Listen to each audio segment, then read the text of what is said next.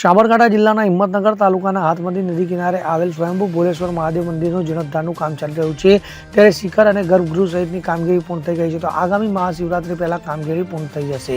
તો હાલમાં light fitting અને માર્બલ કટિંગની કામગીરી ચાલી રહી છે. આ અંગેની વિગત મુજબ હિંમતનગરમાં હાથમતી નદી કિનારે સ્વયંભૂ ભોલેશ્વર મહાદેવ મંદિર આવેલું છે, જેના વિકાસ માટે રાજ્ય સરકારના પ્રવાસન અને યાત્રાધામ બોર્ડ દ્વારા ₹1 કરોડની ફાળવણી કર્યા બાદ કામગીરી શરૂ કરવામાં આવી હતી.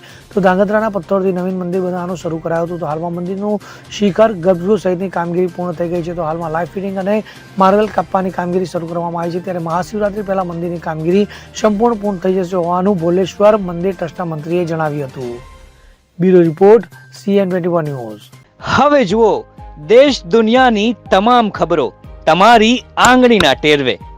ઉઠાવો મોબાઈલ અને Google Play Store પરથી ડાઉનલોડ કરો અમારી CN24 ન્યૂઝ મોબાઈલ એપ.